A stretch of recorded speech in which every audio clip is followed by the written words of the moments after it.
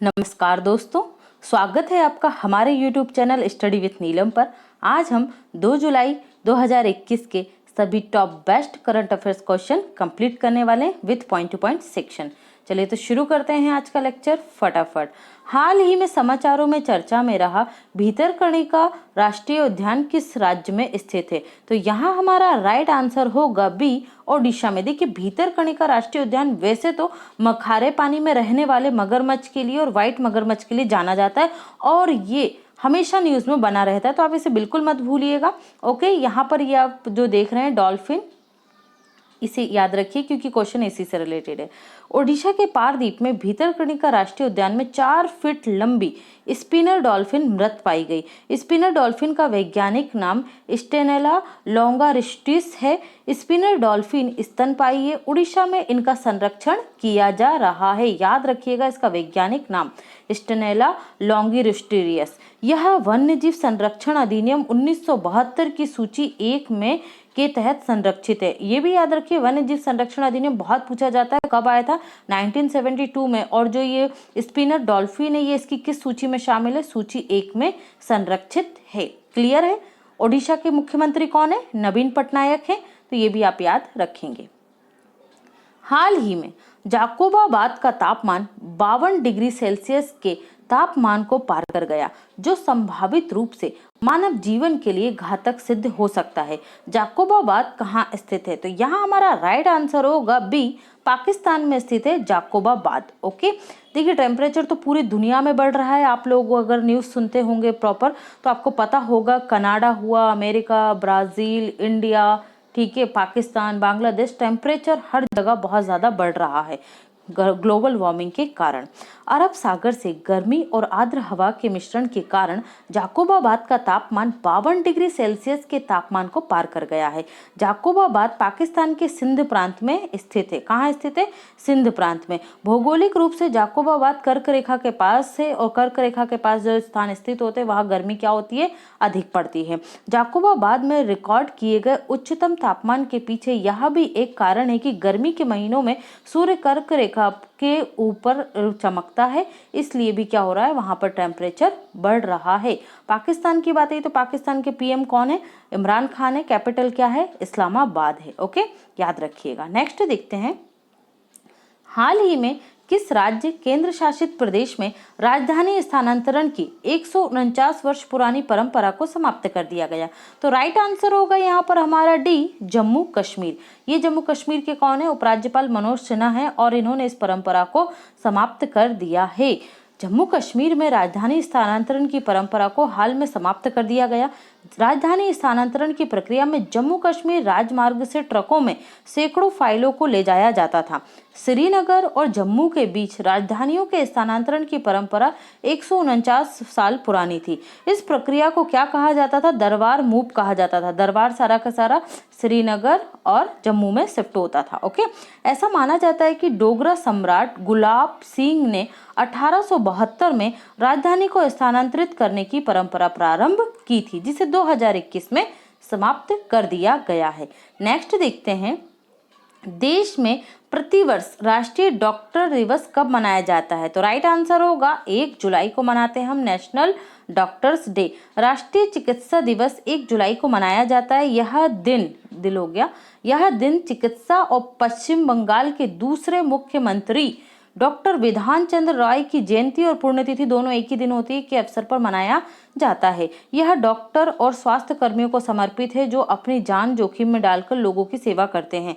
राष्ट्रीय चिकित्सा दिवस भारत में पहली बार कब मनाया गया था? 1 जुलाई 1991 को मनाया गया था। किसके द्वारा? इंडियन मेडिकल एसोसिएशन के द्वारा। ओके, याद रखिएगा। नेक्स्ट देखते हैं, हाल ही में निम्न में से किस राज्य सरकार ने वर्ष 2021-22 के कला पंचांग में वहां की जनजातियों के प्रकृति से लगाव के चित्रों को प्रकाशित किया है? तो राइट आंसर होगा यहाँ पर हमारा सी, मध्य प्रदेश। देखिए, एमपी वाले जो स्टूडेंट हैं उनके लिए जो स्पेशल करंट अफेयर्स सीरीज चल रही है, उनसे रिक्वेस्ट है कि वो डेली करंट अफेयर्स भी जरूर फॉलो करें, क्योंकि डेली करंट अफेयर्स में भी एमपी के क्वेश्चन आपको मिल ही जाते हैं। करंट अफेयर्स के 2 से 3-4 क्वेश्चन, तो ये आपके लिए हेल्पफुल ही होगा। ओके, ये कौन है? मध्य प्रदेश के मुख्यमंत्री हैं और ये है मध्य प्रदेश की पर्यटन मंत्री उषा ठाकुर।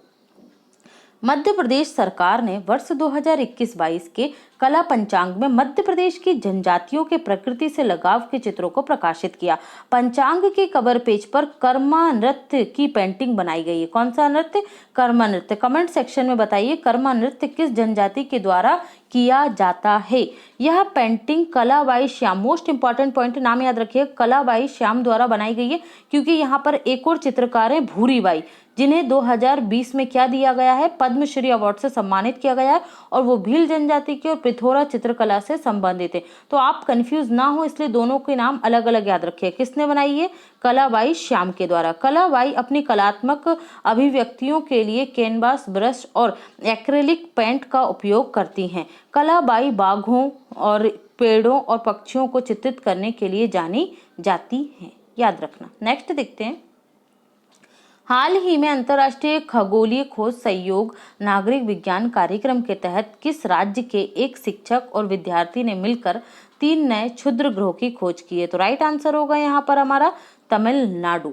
ओके, तमिलनाडु के शिक्षक और विद्यार्थी के द्वारा एक खोजा गया है। अंतर्राष्ट्रीय खगोलीय सहयोग नागरिक विज्ञान कार्यक्रम नेशनल एरोनॉटिक्स स्पेस एडमिनिस्ट्रेशन ने आयोजित किया, मतलब नासा के द्वारा इस कार्यक्रम को आयोजित किया गया था। इसके अंतर्गत तमिलनाडु के तिरुचिरापल्ली के एक शिक्षक और विद्यार्थी ने मिलकर 3 नए क्षुद्र ग्रहों की खोज की गई है। क्षुद्र ग्रहों को स्थायी रूप से BBM 2101, BBM 2102, BBM 2103 नाम दिए गए हैं। इस कार्यक्रम में शामिल प्रतिभागियों के द्वारा कुल 167 क्षुद्र ग्रहों की खोज की गई है।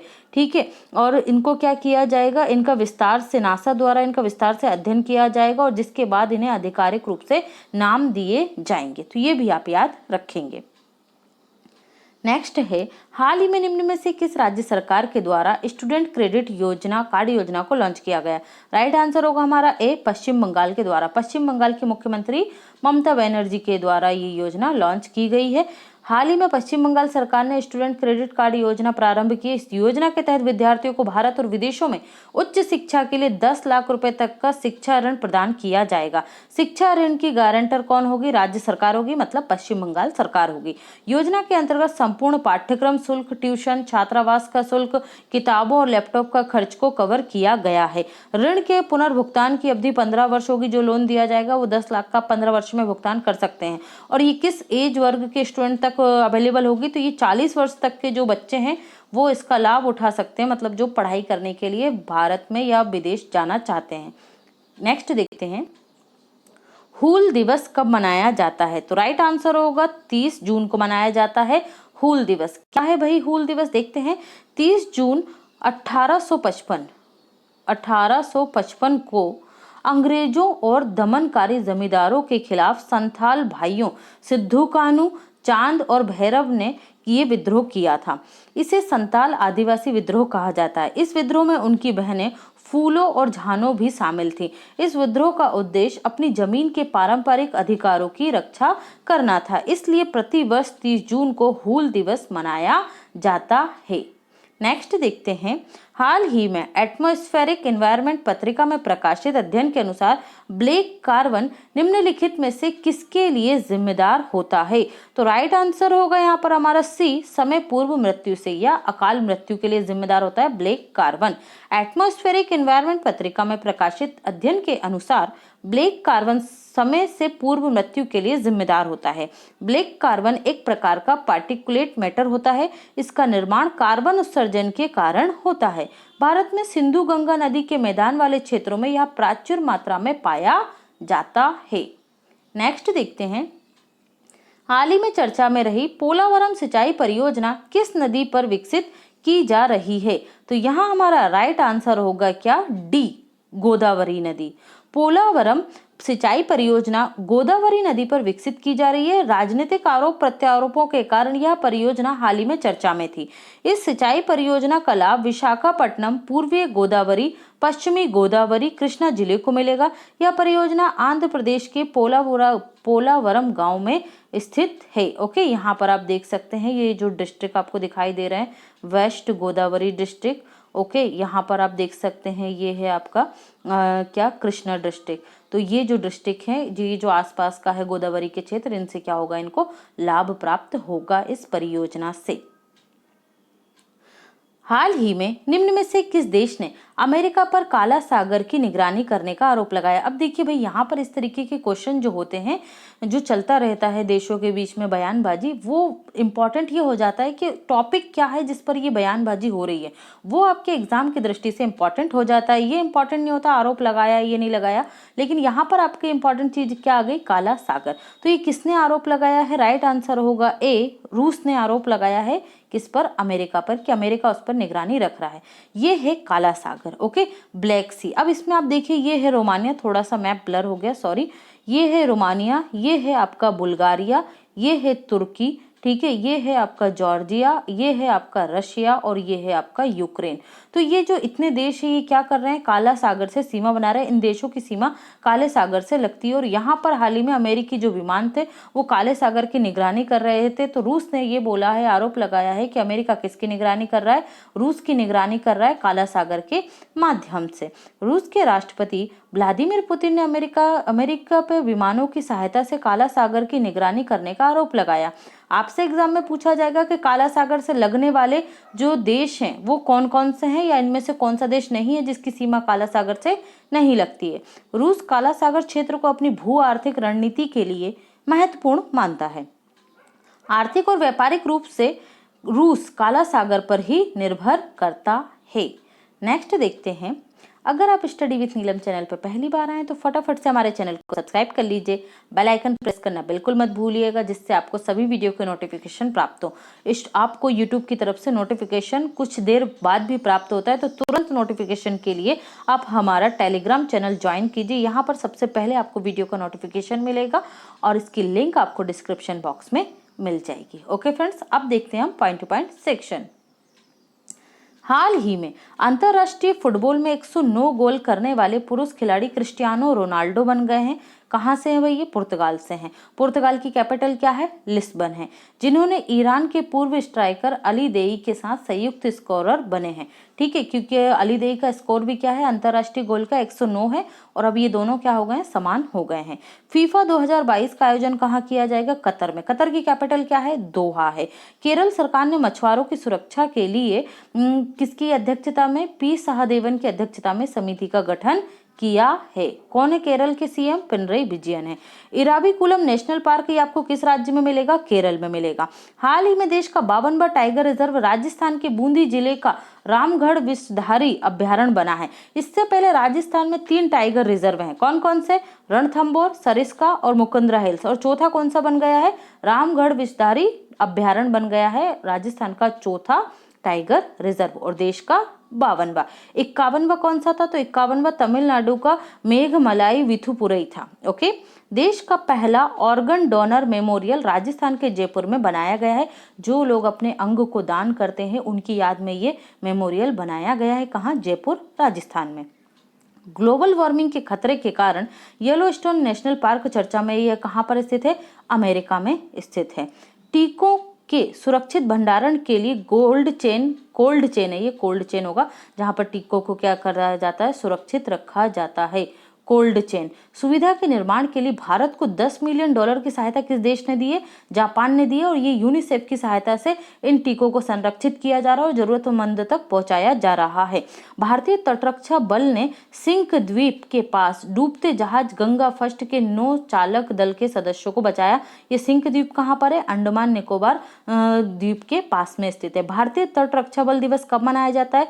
1 फरवरी को मनाया जाता है। भारतीय तटरक्षा बल के डायरेक्टर जनरल कौन है? कृष्ण स्वामी नटराजन या के नटराजन है। अंडमान निकोबार के उपराज्यपाल कौन है? देवेंद्र कुमार जोशी हैं। कौन है? देवेंद्र कुमार जोशी।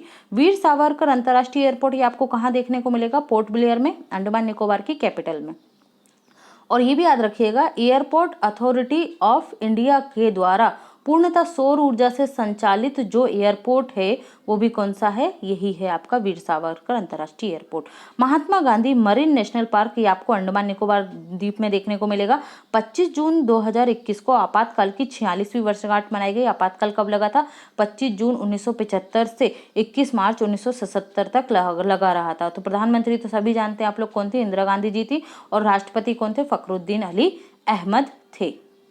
हाल ही में रिलायंस कंपनी के द्वारा अगले 3 वर्षों में स्वच्छ ऊर्जा कारोबार में 75,000 करोड़ रुपए के निवेश की घोषणा की गई है। भारतीय वायुसेना, भारतीय नौसेना ने संयुक्त राज्य अमेरिका की नौसेना के साथ 2 दिवसीय पासेज एक्सरसाइज कहाँ की है संपन्न? हिंद महासागर में की गई। और यहाँ पर से एक न्यूज उड़ी थी, एक खबर उड़ी थी कि भाई ये जो हिंद महासागर में अभ्यास किया गया, यहाँ पर अमेरिका ने किसका? श्रीलंका का एयर स्पेस मांगा था, हवाई किसके लिए? अभ्यास के लिए। लेकिन श्रीलंका ने चाइना के दबाव में भारत को और अमेरिका को, दोनों को ही अपना हवाई स्पेस यूज करने से मना कर दिया। हालांकि इसकी कोई पुष्टि अभी की नहीं गई है दोनों सरकारों की तरफ से, भारत और अमेरिका की तरफ से। तो ये आप याद रखेंगे, हिंद महासागर में हुआ है। इंडियन एयरफोर्स डे प्रतिवर्ष कब मनाते हैं? 8 अक्टूबर को मनाते हैं, क्योंकि इंडियन एयरफोर्स की स्थापना कब हुई थी? 8 अक्टूबर 1932 को हुई थी। ठीक है, इसके वर्तमान में कौन है प्रमुख? तो ये हैं RKS Bhadauria, Rakesh Kumar Singh Bhadauria. Indian navy day 4 दिसंबर को मनाया जाता है। वर्तमान में इंडियन नेवी के प्रमुख कौन है? एडमिरल करमवीर सिंह। और भारतीय नौसेना के कौन है? भारतीय सेना के कौन है? कमेंट सेक्शन में बताइएगा। और CDS के बारे में भी बताइएगा। ओके, CDS कौन है? नेक्स्ट है, IIT दिल्ली ने कोविड-19 के लिए किफायती रैपिड एंटीजन टेस्ट किट मात्र 50 रुपए में विकसित किए। किस IIT के द्वारा? दिल्ली के द्वारा। हाल ही में नीति आयोग ने मात्र किशोरावस्था और बचपन के मोटापे की रोकथाम के लिए राष्ट्रीय सम्मेलन का आयोजन किया। इसमें कौन थे अध्यक्ष? VK पॉल की अध्यक्षता में से आयोजित किया गया था नीति आयोग। नीति आयोग के बारे में हमने कल ही पढ़ा था। नीति आयोग के जो CEO हैं कौन है? अमिताभ कांत। इनके कार्यकाल को 30 जून 2022 तक के लिए बढ़ा दिया गया है। इनकी नियुक्ति CEO के रूप में 2016 में की गई थी नीति आयोग में। नीति आयोग की स्थापना कब हुई थी? 1 जनवरी 2015 को योजना आयोग के स्थान पर की गई थी। न्यूट्रिशन इंस्टीट्यूट ऑफ इंडिया, ये कहाँ पर मिलेगा आपको? हैदराबाद, तेलंगाना में मिलेगा। DRDO ने पिनाका रॉकेट सिस्टम की विस्तारित रेंज का सफलतापूर्वक परीक्षण कहाँ से किया? एकीकृत परीक्षण रेंज ओडिशा से किया है। तो ये था हमारा point two point section. I hope आपको पसंद आया होगा। पसंद आया है तो ज़्यादा से ज़्यादा लाइक कीजिए, शेयर कीजिए और चैनल को सब्सक्राइब करना बिल्कुल मत भूलिए। Thanks for watching and take care.